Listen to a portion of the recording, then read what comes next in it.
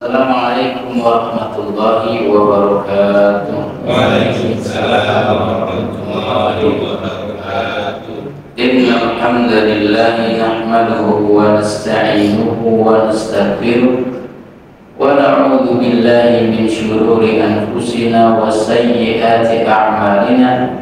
Man yahdihillahu fala mudilla lahu wa man yudlil falan tajida lahu waliyyan mursyida. Asyhadu an la ilaha illallah wahdahu la syarika lah wa asyhadu anna Muhammadan abduhu wa rasuluhu la nabiyya wa la rasula ba'd. Qala ta'ala fi kitabihil karim a'udzu billahi minasy syaithanir rajim. Fa khalafa min ba'dihim khalfun adha'us salata wattaba'us syahawat fasawfa yalqawna ghayya. Wa qala Rasulullah sallallahu alaihi wasallam iyyakum wa muhdatsatil umur fa inna kulla muhdatsatin bid'atun wa kulla bid'atin dhalalatun wa kulla dhalalatin fin nari amma ba'd. Ikhwatal a'izza jamaah Masjid Al-Husna yang Allah muliakan, bersyukur dan berbahagia kita kembali dipertemukan oleh Allah di tempat dan waktu yang dimuliakan. Semoga apa yang sedang kita laksanakan mendapatkan keridhaan dari Allah Subhanahu wa taala, menjadi amal saleh, dan semoga kita istiqomah di dalam. Salawat dan salam tak lupa kita mohonkan kepada Allah untuk selalu dicurahkannya ke baginda Nabi Muhammad sallallahu alaihi wasallam. Di pagi hari ini, sesuai dengan apa yang sudah dibagikan di media sosial kita, judul dan tema kita adalah harga tiket masuk surga. Masya Allah, surga ada tiketnya. Dan di halaman 307 ini, bab ini diawali dengan sebuah bab yang berjudul bab fi irdha'illahi ta'ala al-khusuma yaumal qiyamah. Bab Allah membuat ridho orang yang menjadi lawan sengketa kita. Dalam sengketa apa? Nanti kita bacakan dan kita jelaskan. Pada hari kiamat, persengketaan itu pada jenisnya tentunya. Beliau mengawali bab ini dengan hadis yang isinya adalah sesuai dengan tema kita. Rawaina fil arba'ina wa dzakarahu Ibnu Abi Dunya fi kitab Husnul Dhanni billahi ta'ala an Abi Hurairah. Kata beliau, kami riwayatkan di dalam kitab Al-Arba'in, dan disebutkan oleh Imam Ibnu Abi Dunya di dalam kitab Husnul Dhanni billah dari Abu Hurairah, yang hadisnya cukup panjang, maka saya bacakan saja artinya. Satu hari ketika Rasulullah sedang duduk, saya melihat beliau tertawa sampai kelihatan gigi taringnya. Dhahika hatta badat thanayahu. As-thanaya jama dari thaniyah, artinya gigi tarik. Kemudian ada yang berkata dalam riwayat lain di dalam kitab Husnul Billah, dikatakan yang bertanya adalah Umar ibn Al-Khattab. Kata beliau, mimma tadhaku ya Rasulullah, Anda mentertawai apa wahai utusan Allah? Kata beliau, rajulani min ummati jathaya baina yaday rabbi azza wa jalla faqala ahaduhum. Nanti di padang mahsyar ada dua orang dari kalangan hambanya Allah yang bertekuk lutut di hadapan Allah. Kemudian salah satunya berkata, ya Rabbi khudli madlamatin akhi. Wahai Tuhanku, berikanlah aku hakku, karena aku telah didolimi oleh saudaraku ini. Kemungkinan kalau ada kalimat akhi, saudaraku, artinya saudara seiman. Jadi orang saudara seiman juga banyak yang mendolimi kita, nggak jarang. Maka Allah berkata kepada orang tersebut,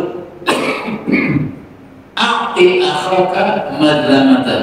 Allah berkata kepada yang mendolimi, berikanlah hak daripada saudaramu yang kau dolimi ini.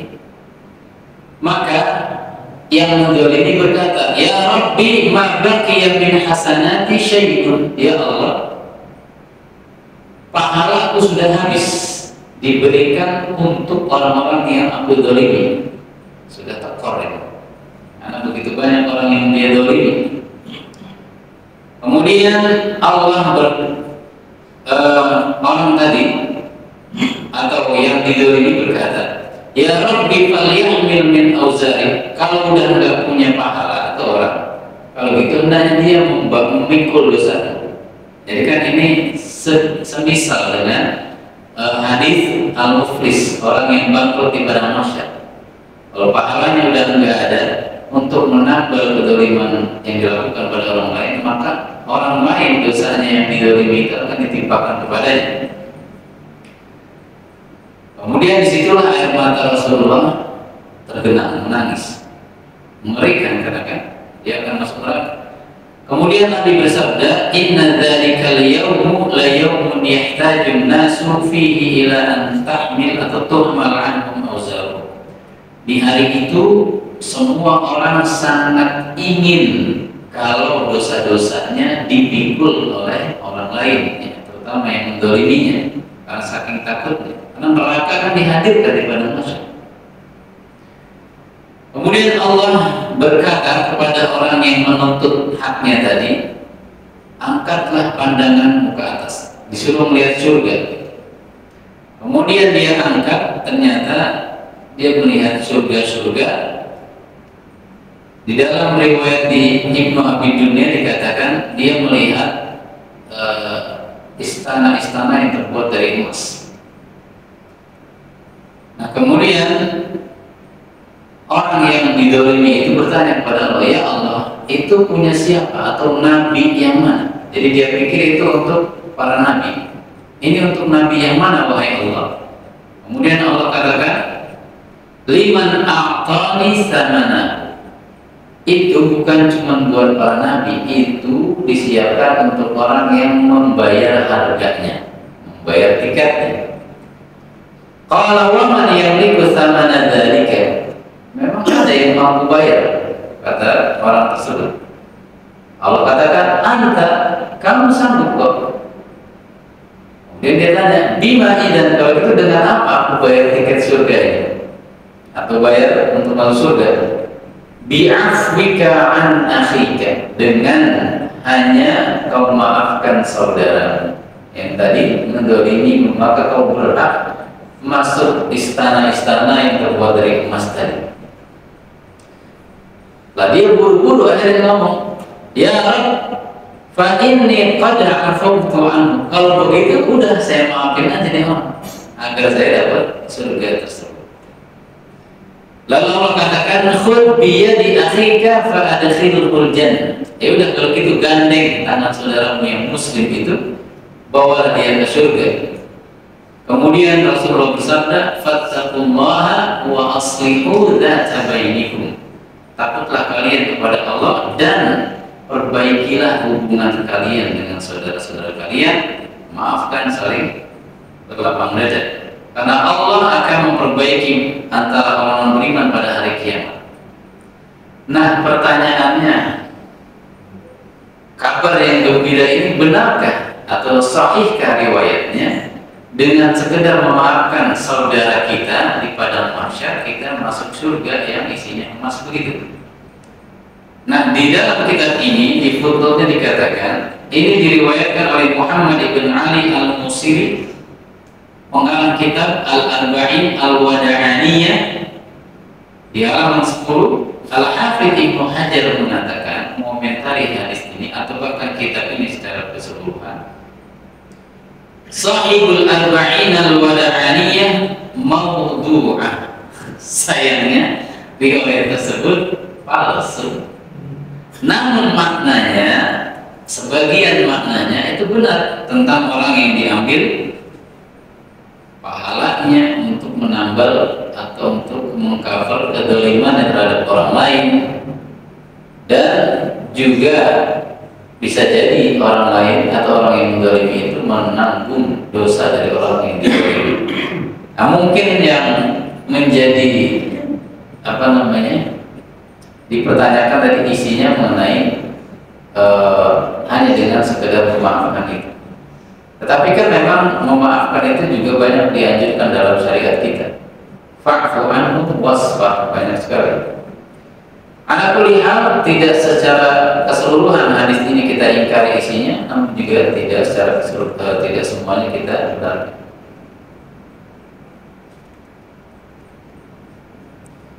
Kemudian di bawahnya ada riwayat dari Abdurrahman ibnu Abi Bakrah di mana ia berkata, nanti di padang mahsyar seorang mukmin akan datang dan dia ditarik atau digandeng sama yang menghutanginya.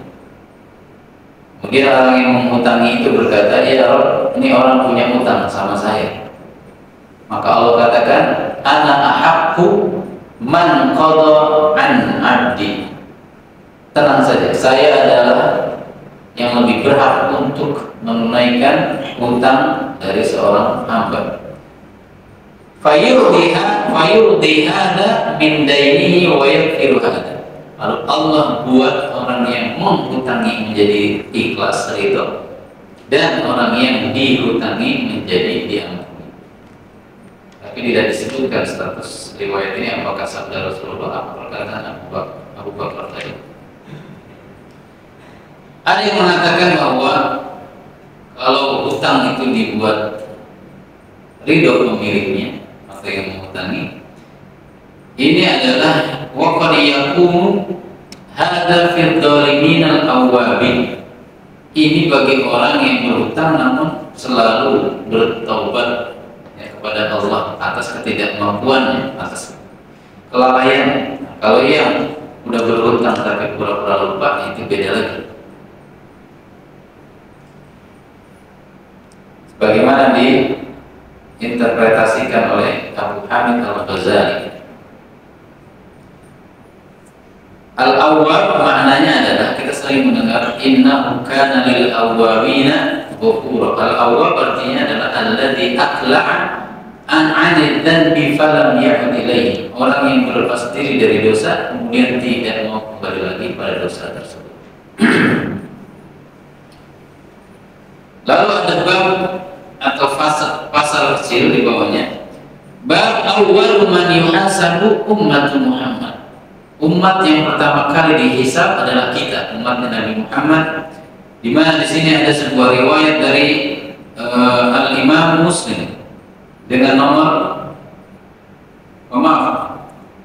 di sini ada riwayat yang dikatakan lemah. Namun sebelumnya ada riwayat yang sahih diriwayatkan Ibnu Majah dari Ibnu Abbas dengan nomor 4290. Juga tercantum di dalam Syarh Ushulul I'tiqad dengan nomor 2189. Nahnu akhirul umami wa awwalu man yuhasabu yuqalu aina al-ummatu al-ummiyatu wa nabiyyuha. Nabi mengatakan kami adalah atau kita adalah umat yang paling terakhir keberadaannya di muka bumi, munculnya maksudnya paling terakhir di akhir zaman. Tetapi kita justru yang paling pertama untuk dihisab. Kalau dihisab yang paling pertama, otomatis yang masuk surga dan masuk neraka juga yang paling pertama. Kemudian dikatakan di padang mahsyar, mana umat yang buta huruf dan nabinya, yang maksudnya umat Nabi Muhammad. Fanahnul akhirun al-awwalun, kami adalah atau kita adalah orang yang paling terakhir eksistensinya namun paling pertama dihisab. Nah, kemudian yang dinyatakan dhaif dalam kitab ini adalah hadis berikut. Hadisnya panjang sebenarnya, cuma di sini juga dinukil yang bagian akhirnya saja. Fatufarriju lana al-umamu an tariqina fanamdi qurran muhajjalina min atharil wudu. Fataqulul umamu kanat hadhihi al-ummatu an takuna anbiya'a kullah. Nanti setelah ada yang berseru mana umatnya Muhammad, lalu semua umat itu dari umat-umat terdahulu membukakan jalan untuk kita, terbuka begitu ya, kita diberikan jalan untuk maju ke depan untuk dihisab dalam keadaan ghurran muhajjalin, bercahaya bagian dahi, kaki dan tangan, min atharil wudu, karena bekas berwudu. Itu namanya al-ghurr al-muhajjal. Sebenarnya makna ghurran muhajjalin, al-ghurr itu artinya bagian putih di dahi kuda, ya, rambut-rambut warna putih dan juga warna putih di bulu-bulu kakinya. Itu makna asli dari ghurran muhajjal. Nah, kemudian seluruh umat itu sampai berkata, kadat hadhil ummatu takadu an takuna an yakuna al-anbiya kullah. Mereka terkagum-kagum, kayaknya umatnya Muhammad ini hampir-hampir saja semuanya menjadi nabi gitu ya. Nah, riwayat yang ini adalah riwayat yang lemah dalam hadis yang cukup panjang tentang pada masyarakat. Kemudian bab selanjutnya, awwalu ma yuhasabu alaihi al-'abdu min amalihi as-shalah. Awwalu ma yudha fihi bainan nasi ad-dima wa fi awwali man yud'a lil-khusum. Yang pertama kali dihisab adalah salat, dan yang pertama kali dihisab juga adalah atau diputuskan perkaranya adalah dalam urusan darah, dan bab tentang siapa saja yang pertama kali diputuskan sengketanya atau permusuhannya. Al-khusumah itu bisa bermakna permusuhan atau sengketa. Riwayat Muslim dari Abdullah bin Mas'ud, awwal ma yudhu bainan nasi yaumal qiyamati fid dima, nomor 1678, dan di Bukhari 6864, 6533. Yang pertama kali diputuskan di antara para hamba adalah dalam urusan darah, ya, bunuh-bunuhan, ya. Seperti Vina Cirebon, ya, yang lagi viral luar biasa, dibantu oleh arwahnya, ya, untuk menemukan atau menyebutkan ciri-ciri pembunuhnya. Kalau gitu nggak perlu pakai polisi, ya. Panggil aja tuh arwah-arwah. Nah, kemudian awal ma yuhasabu alaihi al-'abdu as-salatu wa awal ma yuktabu bainan nasi ad-dima. Nah, Al-Imam Al-Iraqi menjelaskan ketika ada yang bertanya, jadi yang benar itu duluan mana? Salat dulu yang dihisab atau urusan darah dulu? Kata Al-Imam atau Syekh Al-Mubarakfuri, beliau menukil Al-Imam Al-Iraqi, fa in qila fa ayyuhuma yuqaddam, duluan mana salat dulu atau urusan darah dulu yang dihisab atau diputuskan? Kata beliau, muhasabatul ibadi ala haqqillahi aw muhasabatuhum ala huquqihim, fal jawab anna hadha amrun tawqifiyyun. Perkara ini tidak bisa kita jelaskan kecuali kalau ada dalil khususnya. Wa dhawahirul ahadits dalatun ala anna alladhi yaqa'u awwalan al-muhasabatu ala huquqillah.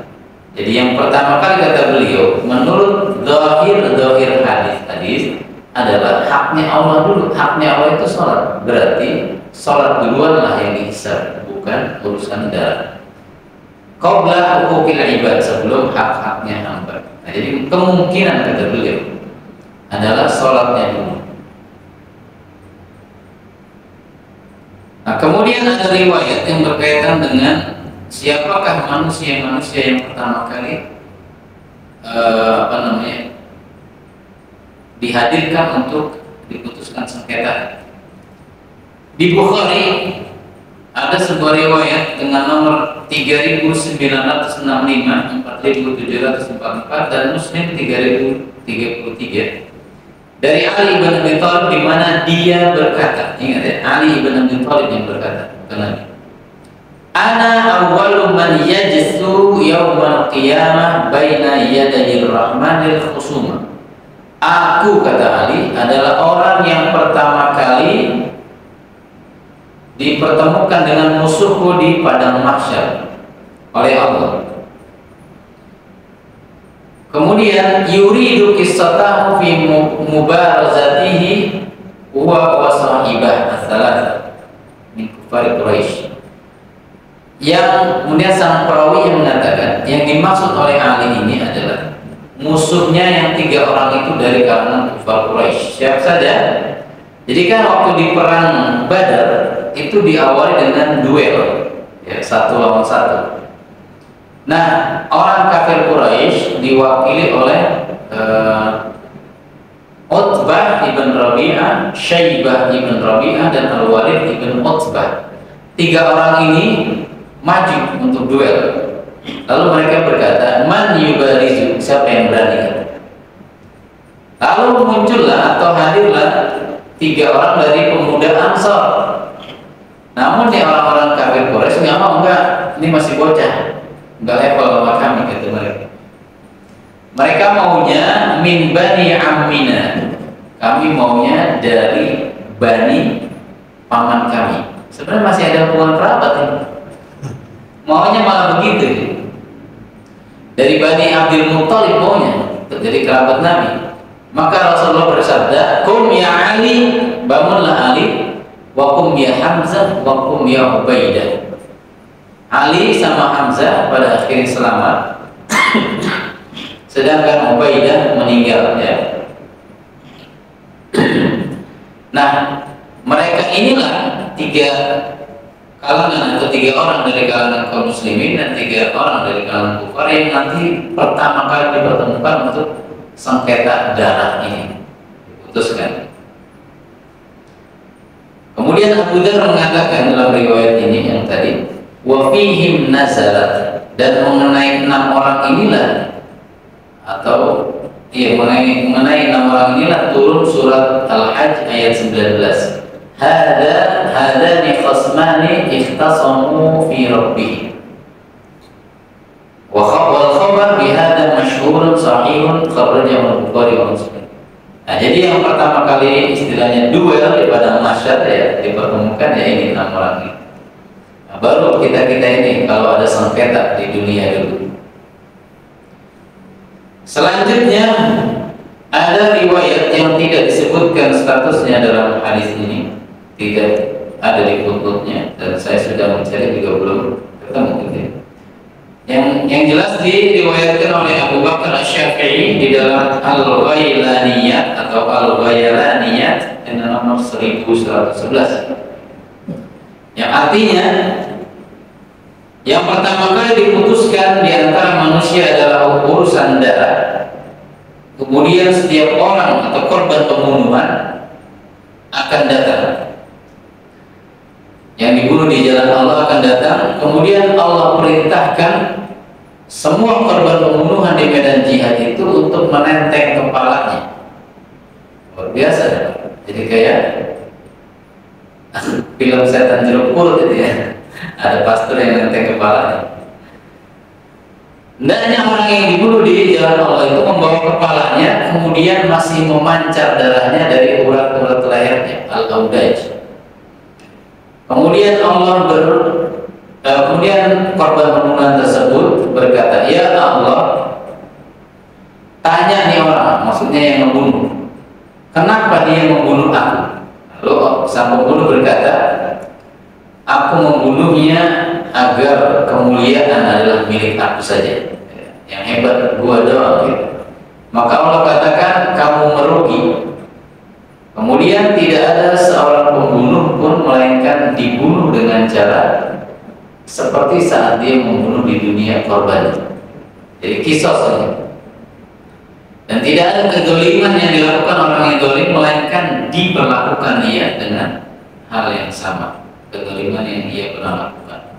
Kemudian baru diputuskan apakah itu dia kekal di neraka kalau muslim gitu ya. Maksud saya diadab di neraka atau diampuni, bukan kekal kalau kita tadi. Nah, kemudian hadis yang makin mempertegas masalah tadi, hadisnya sahih. Diriwayatkan oleh Imam Ahmad dan nomor 2142, dinyatakan sahih oleh Syekh Al-Albani di dalam Sahih At-Targhib dengan nomor 2447. Ya'til maqtulu mu'allaqan ra'sahu bi ihda yadayhi mutalabbiban qatilahu bi yadihi Al-ukhra tashkhabu awdajuhu daman hatta yuqaffa fayaqulu al-maqtulu lillahi hadha qatalani fayaqulu Allah lil qatil ta'ista wa yudhabu bihi ila nar. Nanti korban mutilasi yang kepalanya dipenggal atau siapapun yang mati dalam keadaan kepalanya terputus dari badannya akan datang di hari kiamat sambil menenteng kepalanya di tangan entah kanan atau kiri, sedangkan darah masih terus memancar dari ulat-ulat lehernya, dan tangan satunya dalam riwayat berikutnya mengatakan menarik rambut bagian depan dari pembunuhnya, diseret dan bunuh. Satu nenteng kepala, satu nyeret musuhnya, dibawa ke hadapan Allah. Kemudian dia dimintai pertanggungjawabannya, ya Allah, hadza qatalani hatta yudniyahu minal arsy, dideketin di hadapan arsy-nya Allah. Ya Allah, ini orang telah membunuh aku. Lalu dikatakan engkau telah merugi dan dibawalah dia ke neraka. Sebenarnya ini yang mau saya jadikan tema Indonesia, nenteng kepala kepada masa. Cuma kok kayaknya ngeri banget. Biar jadi clickbait gitu kan. Judulnya lebih mengundang penasaran. Tapi yang datang tetap aja segini aja. Kemudian selanjutnya ada riwayat yang sering sekali kita dengar. Yang pertama kali dihisab adalah dari amalan seorang hamba adalah sholatnya. Lalu Allah berkata kepada para malaikat, lihatlah sholat hambaku, sholat fardunya, apakah dia lakukan dengan sempurna atau ada yang kurang-kurang. Kalau ada yang kurang, lihat lagi apa dia punya sholat sunnah. Nah, kalau punya, tambal saja, sempurnakan sholat fardunya dengan sholat sunnah yang tadi dia kerjakan. Kalau enggak, ya nggak bisa disempurnakan berarti.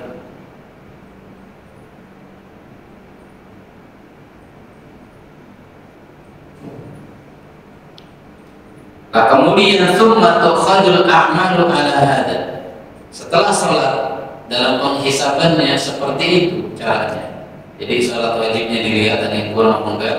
Kalau kurang ditambah dari sholat sunnahnya. Kalau ada, nah ibadah-ibadah yang lain semacam puasa pun seperti itu.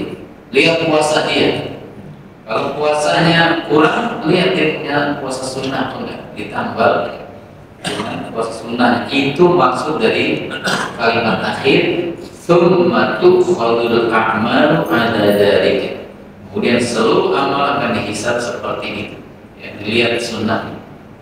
Nah, Al-Imam Ibnu Abdul Bar di dalam kitab ini mengatakan, orang yang sholatnya bisa ditambah dengan sholat sunnah itu adalah amma ikmalul fariidati min at-tatawwu'i fa innama yakunu dzalika wallahu a'lam fi man saha an fariidatin falam ya'ti biha wa lam yuhsin ruku'aha wa sujudaha wa lam yadri qadra dzalika wa amma man ta'ammada tarkaha aw syai'an minha thumma dzakaraha falam ya'ti biha 'amilan washtaghala bi tatawwu' maka fala tuqbal lahu fariidatan.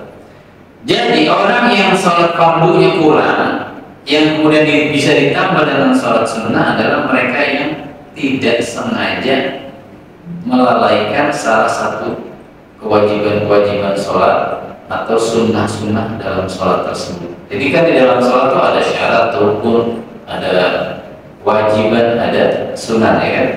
Nah, kalau dia ada yang lalai tanpa sengaja, itu yang baru bisa ditambah. Tapi ini masalah khilaf. Dan beliau ini, Al-Imam Al-Qurtubi, ketika menukil pernyataan Ibnu Abdul Bar ini, berarti beliau cenderung kepada pendapat beliau yang mengatakan tidak bisa kalau sholatnya itu memang sengaja ngasal gitu, nggak bisa ditambah.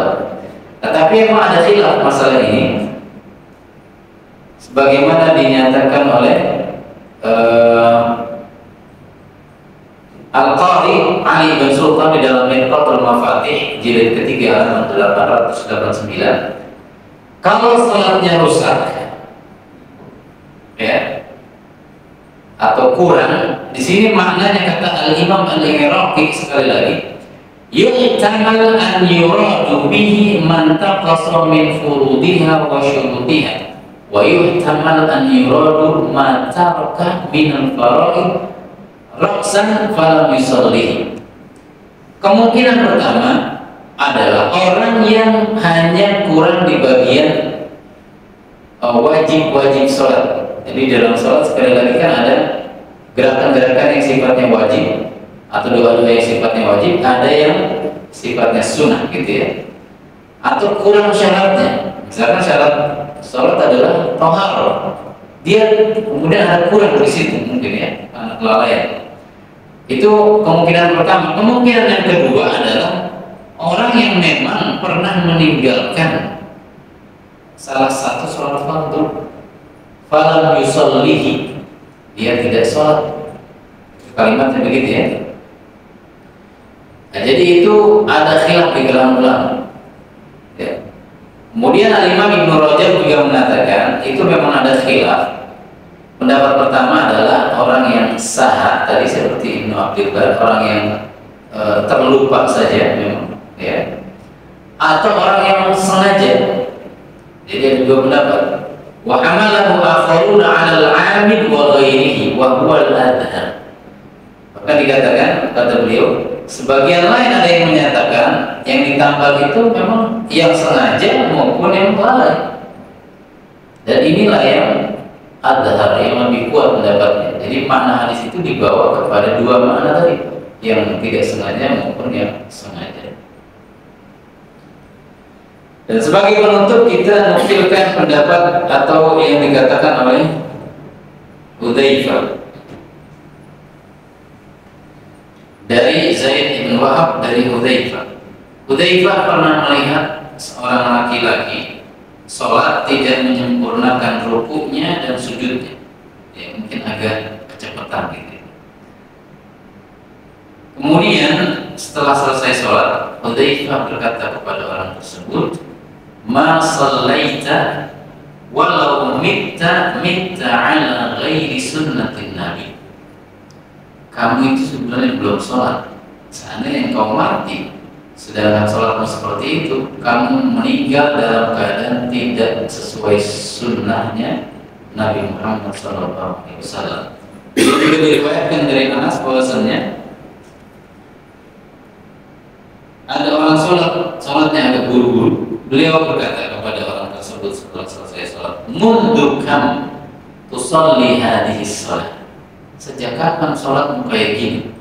Kata orang tersebut, mundu arba'ina aman. Sudah 40 tahun saya sholat kayak gini, yang dari dulu begini katanya. Kata Hudzaifah, ma sallaita walau mitta wa anta tusalli hadhihi sholat la mitta ala ghairi fitratin nabi. Kamu itu sebenarnya belum sholat. Kalau sholat kayak gini, meskipun selama 40 tahun, kamu sholat atau meninggal nanti dalam keadaan tidak sesuai fitrahnya Nabi. Ya, jadi agak mengerikan gitu ya. Baik saudara sekalian yang Allah muliakan, demikianlah yang bisa kita sampaikan di kesempatan pagi hari ini. Bila ada saran dan kritik atau pertanyaan, silakan disampaikan.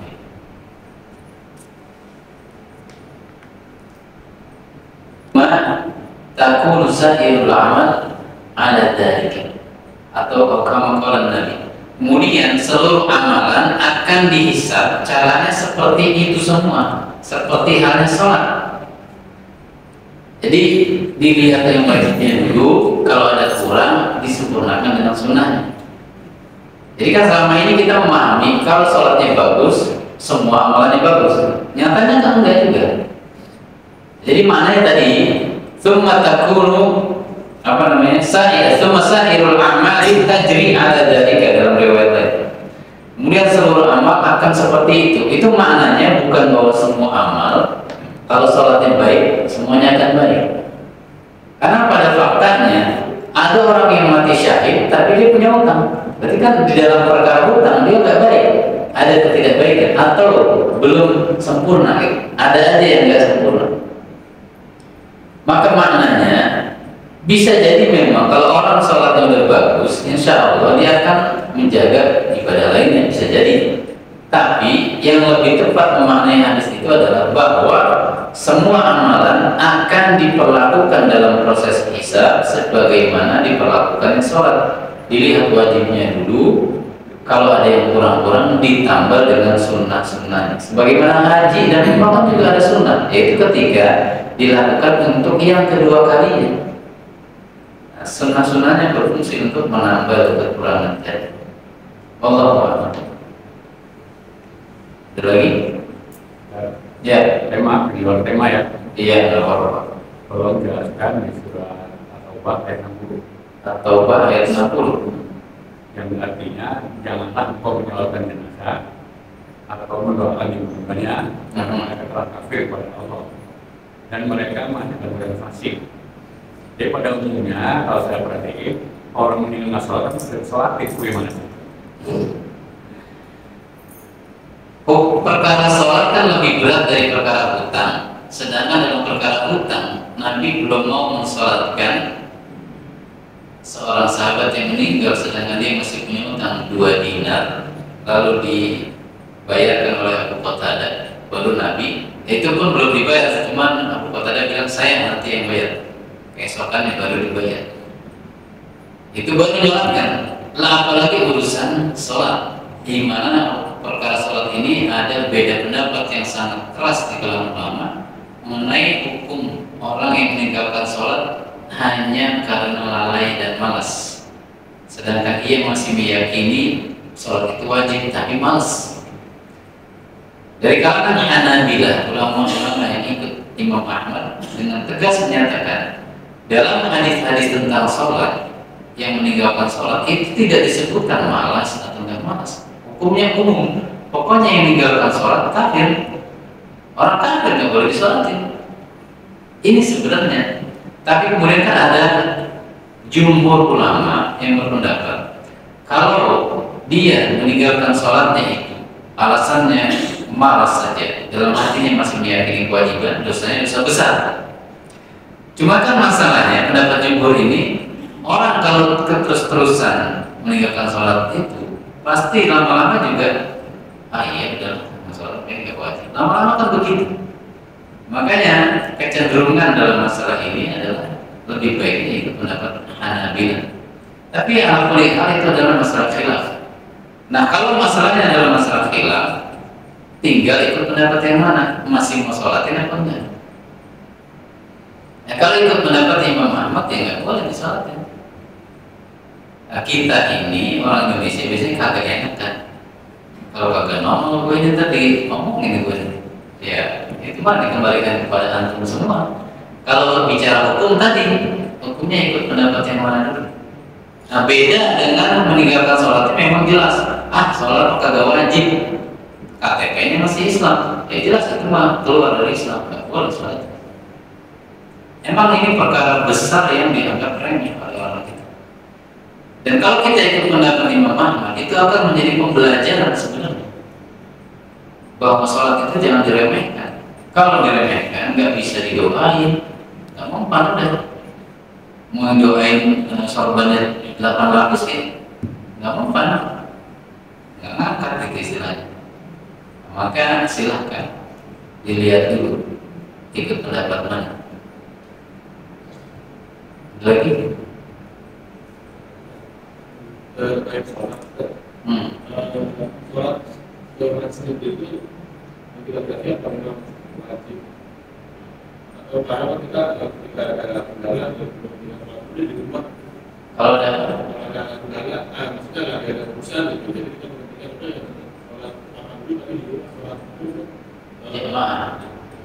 sholat wajib dulu, maksudnya sholat dulu tapi di rumah gitu, itu juga masuk dalam perkara khilaf sebenarnya. Ketika Rasulullah mengatakan sholat jamaah itu kan dilipat gandakan pahalanya 27 kali ya. Itu menunjukkan sholat di rumah juga sah berarti. Iya, kalau ditinjau hanya dari sekedar sahnya saja. Tetapi kan yang dipraktekkan oleh Nabi, beliau tidak pernah meninggalkan sholat jamaah bahkan dalam keadaan sakit yang membuat beliau meninggal gitu. ya kan, sampai di akhirnya di samping Abu Bakar itu, sehingga kemudian jadi khilaf apakah beliau yang jadi imam atau Abu Bakar. Jadi selama kita mampu ya ikut mendapat yang dengan tegas mengatakan sholat berjamaah bagi laki-laki hukumnya wajib. Karena Nabi mengatakan seandainya sampai ada satu kitab yang judulnya itu Humumul Anbiya, keinginan kuat para nabi.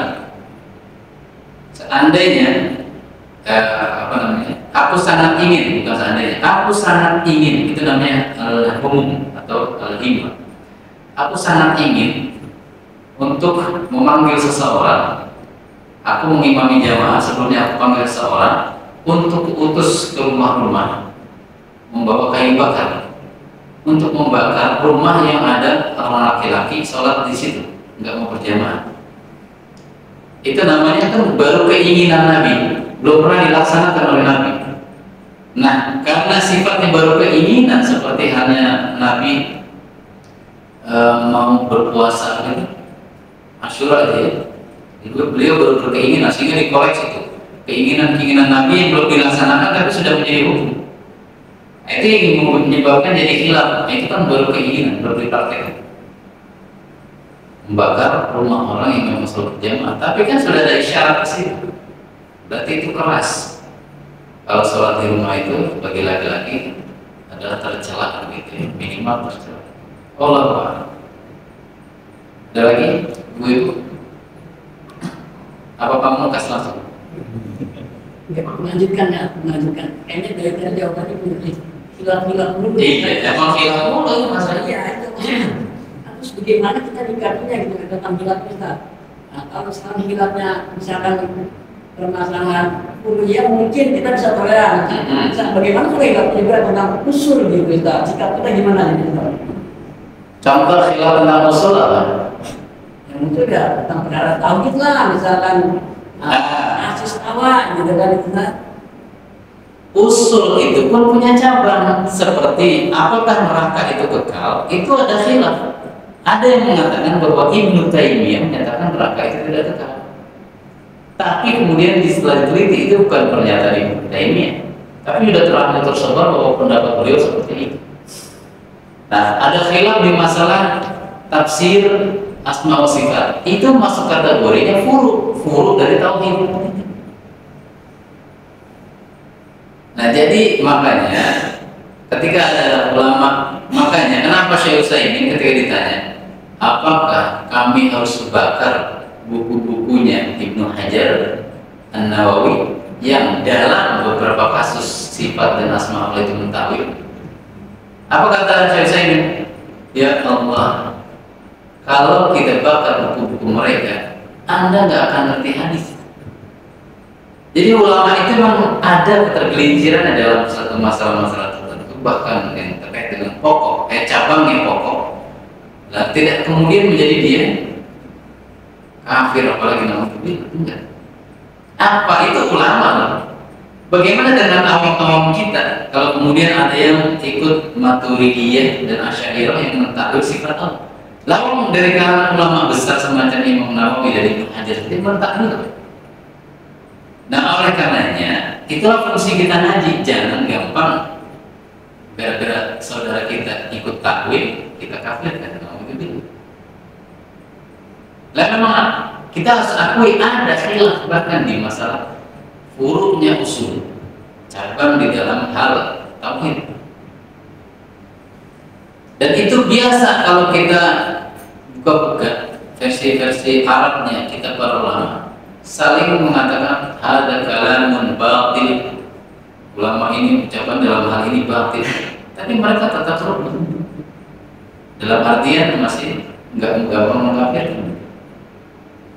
Lah kita ngaji kagak, ribut di sosmed paling kencang, udah kopar kafir banyak atau sesat-sesat. Wahabi ini katanya, kalau Anda melaknat Wahabi itu lebih baik daripada wirid. Enggak, jadi ente mencaci maki Wahabi itu lebih baik daripada wirid. Keren banget ini. Dari mana begini? Sebaliknya, Ente jangan ikut-ikut itu. Yang kalau berzikir palanya mencopot, udah. Ente sesat murtad gitu. Ya seharusnya kita ini mengedepankan nasihat dulu lah kalau sebelum.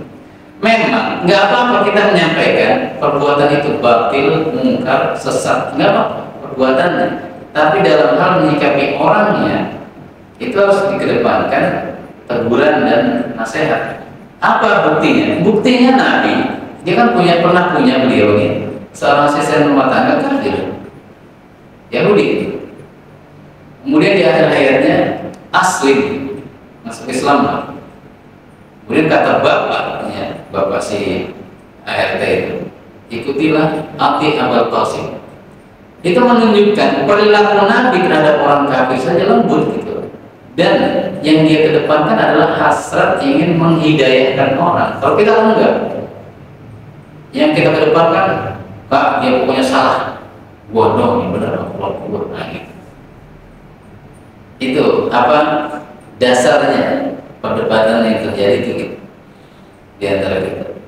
Ya memang nggak lepas dari khilaf semua, apalagi fikih. Nah kalau sholat tadi itu masuk dua anak, fikihnya ya sholat juga masuk juga masalah tauhid. Ya, sholat itu kan ranahnya sebenarnya utamanya fikih. Tapi kemudian juga masuk ranah tauhid karena kaitannya dengan kufur atau tidak kufur. Nggak lepas dari khilaf. Ada lagi?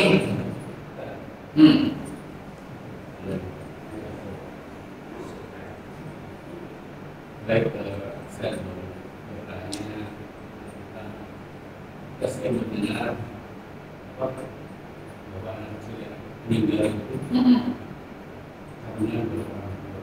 Iya. Maksudnya dia itu nanti dia akan caranya apa maksudnya kan sering dengar gitu kan beri sapaan orang tua. Kenapa anak kecil yang belum balik, yang belum bisa itu menjadi dukhran, jadi celengan, tabungan ya? Ya karena semakin kecil itu anak, hati kita semakin pedih ya. Nah saya sampai sekarang itu masih, saya kalau melihat rumah sakit EMC langsung sedih. Saya kalau melihat dorongan bayi saya nangis. Ya meskipun kadang nggak keluar dari mata. Kalau saya melihat ada orang ingat, bahkan ada orang Jakarta Barat, saya sendiri. Karena rumah sakit harapan kita di Jakarta Barat. Iya. Kemudian kalau ingat melihat orang pakai selang gitu di hidungnya, saya sedih. Kan lebih berat. Maka semua yang memberatkan hidup orang mukmin itu menjadi pahala. Bahkan sampai rasa sakaratul maut dan himpitan kubur itu jadi penggugur dosa. Makanya disebut jadi tabungan pahala begitu kurang lebih. Allah Akbar. Cuman saya sebelah sana kayaknya tadi tidur semua ya. Tadi punya pertanyaan. Berarti kan hebat, luar biasa. Matanya merem tapi layana qalbi. Kayaknya mata saya tidur tapi hati saya enggak gitu, luar biasa. Tadi kayaknya kompak orang semua. Iya memang luar biasa ya. Jadi saya ingat teman saya dulu. Jadi ada rival saya dalam juara satu di sana dulu. Itu orang kerjanya tidur baik, tapi dia ranking satu hebat itu. Orang magang. Bah saya melek mulu, masih kalah seharusnya dia kalau dia melek ya. Ya ada lagi ibu. Oh kacau. Enggak ibu dulu ya. Ya bu.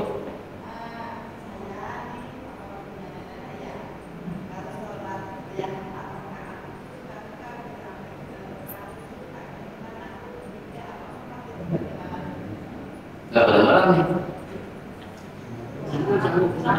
Disambung. Gimana bu?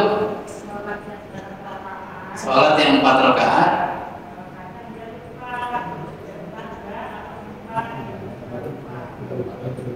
Ya bapak gimana pak? Kan sholat 4 rakaat. Terus? Dia lupa, 2 atau 3 gitu. Oh 2. Dulu dia lupa udah 3 atau 4 gitu. Itu ada kan riwayatnya. Pertama, al-yaqinu la yazulu bisyak. Biasanya keraguan itu kan datangnya belakangan. Udah, ketiga nih. Pertama, prinsipnya keraguan itu selalu berhadapan dengan yang yakin kan. Nah, ambillah yang yakin. Kalau seimbang antara yakin dengan keraguan, pilihlah yang tersedikit. Begitu. Ada arahan seperti itu dari pembahasan fikih. Ambillah yang lebih sedikit. Tapi kalau ibu lebih yakinnya kayaknya kurang, ya ambillah yang yakin itu. Jadi itu biasa beradu antara yakin dan tidak yakin. Yang lebih yakin, porsi yakinnya lebih kuat yang mana? Yang sedikit atau kurang, atau yang kelebihan? Begitu. Begitu Bu pertanyaannya? Mungkin kita mungkin cara menyempurnakannya itu susah bagaimana mungkin begitu mungkin. Cara menyempurnakannya, sujud sahwi itu kan dilaksanakan kalau sudah terjadi salah gerakan atau salah bacaan. Sebenarnya lebih fokus ke gerakan. Jadi kalau sudah terjadi kesalahan gerakan dengan kita yakin, baru ada hukum zahir, yaitu hukum sujud sahwi. Sujud sahwi itu nggak akan terjadi kalau baru sifatnya ragu doang, belum terwujud dalam keyakinan yang diwujudkan dalam gerakan. Begitu. Hukum sujud sahwi sendiri Ustaz, soalnya permasalahannya dari pertanyaan Ustaz, itu kan udah menambah gerakan gitu kan. Nah, terus, maksudnya sujud sahwi nih, ternyata juga lupa sujud sahwinya gitu Ustaz. Kalau kata Haji Roma, kalau selalu lupa itu mah disengaja katanya. Lah kalau kan gini, sujud sahwi itu hanya menambah kekurangan yang sifatnya bukan rukun. Kalau yang sifatnya rukun kayak tasyahud awal, tasyahud akhir, takbiratul ihram atau al-fatihah, nggak bisa ditutupi dengan sujud sahwi. Harus diulangi, atau kalau misalkan kurang tasyahud awal maka dia harus nambah 1 rakaat. Ini yang lebih kuat ya. Setelah selesai dia nambah 1 rakaat baru sujud sahwi. Ada yang mengatakan ya sudah, lakukan saja yang tadi lupa, yaitu tasyahud. Jadi sudah keluar sholat langsung tasyahud aja. Tapi yang lebih kuat adalah pendapat mengatakan datangkanlah 1 rakaat. Kerjakan yang tadi, itu sudah tercover dengan 1 rakaat itu, baru sujud sahwi. Begitu. Jadi sujud sahwi itu sifatnya menambah yang di luar rukun. Kalau rukun nggak bisa ditambah. Saya pernah nyampaikan mungkin ya. Kalau ada orang kan takbirat berdiri tegak itu masuk rukun dalam takbiratul ihram. Ada orang buru-buru ngejar imam. Imamnya udah lagi rukun nih. Dia sambil takbir Allahu Akbar. Kan itu hitungan takbiratul ihram. Tapi sambil agak membungkuk itu nggak sah. Nggak sah. Maka udah takbir saja seperti orang normal. Jangan melakukan dua takbir, yaitu ihram sama mau ruku. Takbir aja ihram saja, nanti yang takbir rukunya tercover karena dia sifatnya sunnah. Dia tercover oleh yang wajib. Karena kalau antum ihram dulu, apalagi pakai al-fatihah dulu kejar, kehilangan ruku. Sedangkan mendapatkan ruku hitungannya sudah mendapatkan 1 rakaat. Kalau dibahas lagi panjang lagi nih, pikir jadi masuknya. Iya, pengumumannya gitu Ustaz. Imam itu udah selesai 4 rakaat, tapi dia berdiri mau terima gitu. Akhirnya kan dia duduk, dia bilang sebenarnya gitu. Nah itu nambah gerakannya di situ Ustaz.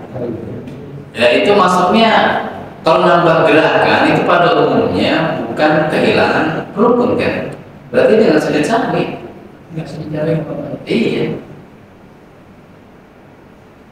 Di masjid kompleks saya itu mau hilang rukun dengan kehilangan kewajiban. Ayo banyak kagak ada sujud sahwi ini. Saya pernah pandangan Syafi'i kan katanya, tapi sujud sahwi nggak pernah dilakukan. Lagi, ya, ayo tadi belum. Bulan ini tadi anak Kita sholat kita kan anak-anak itu sangat baru, mungkin sampai gorengnya juga udah menunjukkan ada. Apakah nanti yang sebenarnya benar-benar nggak itu sampai goreng itu nggak? Kalau memang kita tidak tahu apakah itu jadi menghilangkan apa namanya hal-hal kita, suatu hal yang Jadi ketika Nabi mengatakan waman massa asab atau asab faqad lahu, kalimatnya faqad lahu, maka dia telah lalai. Atau dalam riwayat lain fala jum'ata lahu, gitu kan. Itu yang dimaksud adalah kurang pahalanya. Nah kemudian ada yang mengatakan di kalangan ulama ada maslahat juga yang besar, yaitu apa? Menenteramkan, menertibkan kegaduhan itu ya. Kalau sekiranya sudah sangat mengganggu sampai mengganggu konsentrasi khotib dan lainnya ya nggak masalah, begitu kan? Karena kalimat faqad lahu, maka dia tak lalai, atau fala jum'ata lahu itu maksudnya kurang pahala Jumat yang main terikil itu. Tapi kan ini dia lalai. Memang ada yang mengatakan dalam riwayat itu, barang siapa yang mengqala li akhihi ansit faqad lahu, siapa yang mengatakan kepada temannya yang berisik, maka dia faqad lahu. Tetapi kemudian ada masalah besar yang lain, itu apa? Membuat khusyuk orang lain. Ya silakan saja. Tapi dengan konsekuensi tadi mungkin ada kurang yang mungkin ya. Itu kan masalah pahala itu masalah abstrak yang tidak bisa kita ketahui detail. Karena sangat mengganggu kekhusyuan sholat khutbah. Sedangkan pendengaran khutbah itu kan bagian dari, ada yang mengatakan di kalangan ulama, kenapa orang kalau lagi khutbah itu nggak boleh gerak-gerik? Karena khutbah itu dihitung sebagai 2 rakaat yang kurang itu. Ada yang berpendapat demikian. Maka itu dihitung seperti sholat, maka sunatnya diam. Ada yang berpendapat demikian. Allah. Bukan bagaimana yang tidak ada Jumat baginya gitu. Iya, kan tadi saya katakan fala Jumat lahu.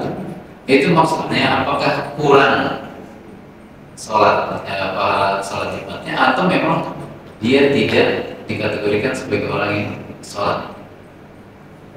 Ya. Nah begitu ada. Kalau kita menggunakan atau seperti ada bukan haram. Tapi kalau dia ada orang yang ngalamin kita gimana? Untuk ngalamin itu.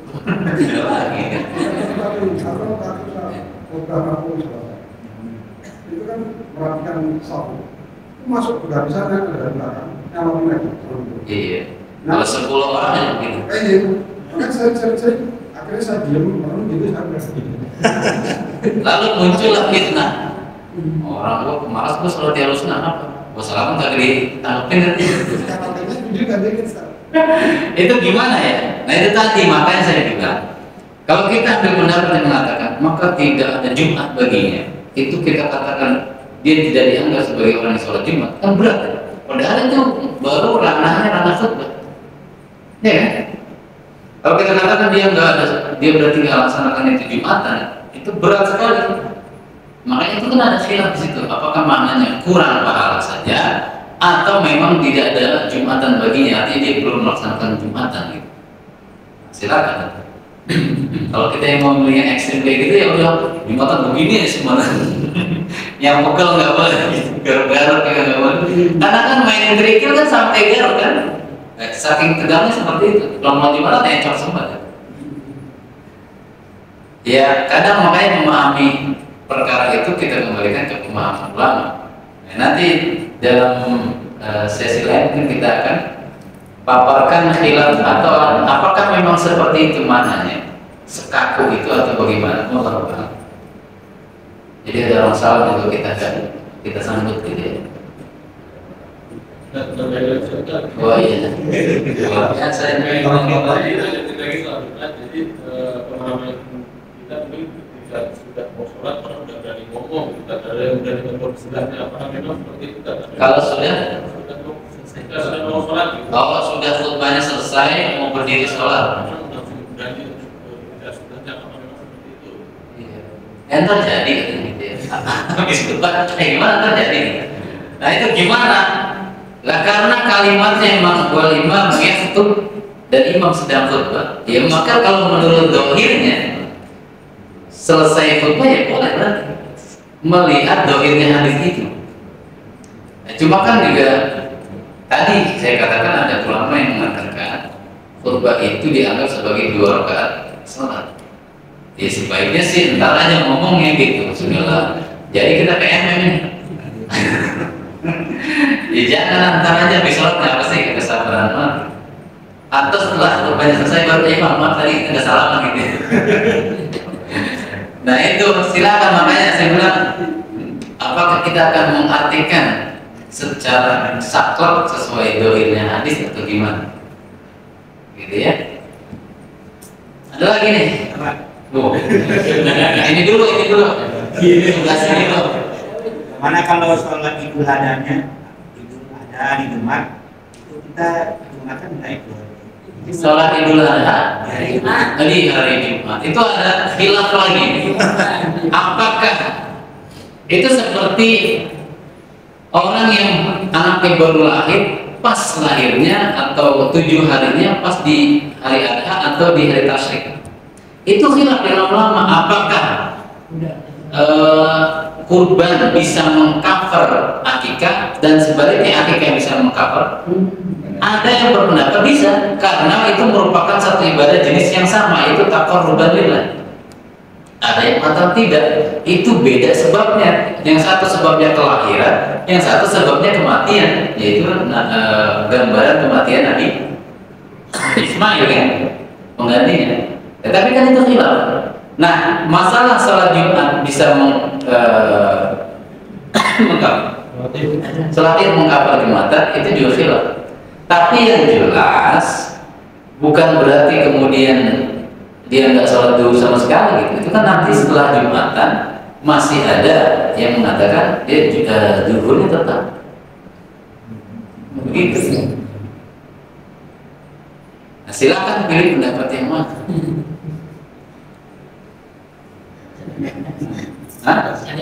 Nyari yang enteng gitu ya. Apalagi pas mudik gitu. Itu hanya mudik juga. Jadi itu ada khilaf di kaum ulama, apakah sholat Id itu mengcover sholat Jumat itu? Sedangkan yang satu sunnah, yang satu wajib. Itu sebenarnya alasan paling kuat, mana mungkin yang sunnah mengcover yang wajib. Jumatan wajib kan? Karena pengganti zuhur, ya kan? Bagaimana mungkin yang sunnah bisa mengcover yang wajib? Kalau yang sunnah sesama sunnah kayak tadi akikah sama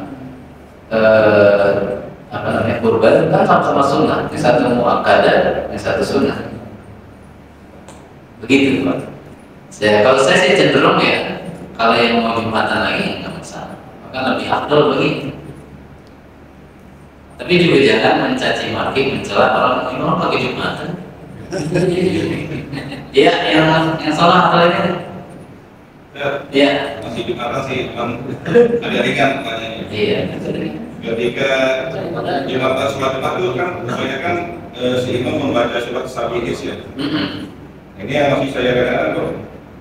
Kadang belum terjawab ya. Ketika si imam membaca surat Ibrahim wa Musa, itu kadang-kadang ada sebabnya kita membaca alaihi salam. Dari mana lagi? Enggak kalau baca surat Nuh ya. Kalau Nuh alaihi salam. Nah, kalau Nuhnya 5 kali disebut alaihi salam dia. Dia suka bikin-bikin lah itu. Itu enggak ada. Meskipun lafaz alaihi salam itu tercantum di Quran, bukan berarti semua yang tercantum boleh disebutkan. Apalagi seolah-olah derajatnya kayak statusnya amin gitu ya. Amin alaihi salam. Ya, janganlah itu ya. Kalau mau komit dengan pendapat itu, nah semua nabi sebutin begitu. Ya, kalau Musa juga banyak disebut. Musa alaihi salam, dan Ibrahim dulu. Itu kalau suatu amalan yang udah kelihatan lemahnya, itu pasti akan rancu. Siapa yang nyuruh setiap disebut Nabi Ibrahim alaihissalam? Kenapa Nabi yang lain ada? Surat Muhammad itu juga kan? Atau surat apa lagi yang banyak nama nabinya? Surat An-Nisa, ada Nabi Isa ya. Banyak juga. Nanti alaihissalam juga. Alaihissalam sebenarnya deretannya alaihissalam semua. Imam nungguin. Ada lagi? Enggak ada dasarnya. Seingat saya enggak ada dasarnya. Atau saya katakan belum menemukan dalilnya. Kalau disebut nama Nabi Ibrahim kemudian alaihissalam. Sembarang kan kan kerabat. Ada lagi? Apa udah? Kembali kepada hisab tadi. Ya ini nih pertanyaan pamungkas nih. Kembali kepada hisab, tadi kan dikisahkan seseorang tetangga gitu saja datang kepada Allah nenteng ini kan, ya Allah, nih tanya orang ini apa kenapa dia bunuh saya? Terus yang lain, ya Allah, berikan hak saya. Kan itu kan dalam dihisab pada masa berarti saja. Iya. Bukankah ada hadis yang menyatakan kebahagiaan seseorang di surga itu ketika melihat Allah? Itu gimana itu? Kebahagiaan seseorang ketika melihat Allah. Melihat wajah Allah. Gitu kan? Jadi melihat Allah bagi orang mukmin itu memang 2 kali saja. Jadi saat proses hisab sama saat di surga. Nah yang melihat kebahagiaan, yang melihat Allah dihitung sebagai kebahagiaan itu yang di surganya. Kalau di hisab bukan maksud kebahagiaan itu. Masih belum bahagia. Iya belum, karena mahsyar itu masih bukan balasan tapi penghitungan. Maka makna melihat wajah Allah adalah kebahagiaan, berjumpa dengan Allah adalah kebahagiaan itu saat di surga. Bahkan ada riwayat yang nanti mungkin kita bahas. Itu di hari Jumat akan ada istilahnya liqa maftuh. Jumpa dengan Allah di hari Jumat untuk penduduk surga dikumpulkan di suatu tempat. Itu khusus. Nanti kita bahas hadisnya derajat dan sebagainya. Ada lagi? Udah ya? Cukupnya? Udah jam 6:10. Kita tutup dengan kafaratul majlis. Subhanallahumma wa bihamdika asyhadu an la ilaha illa anta astaghfiruka wa atubu ilaik. Assalamualaikum warahmatullahi wabarakatuh.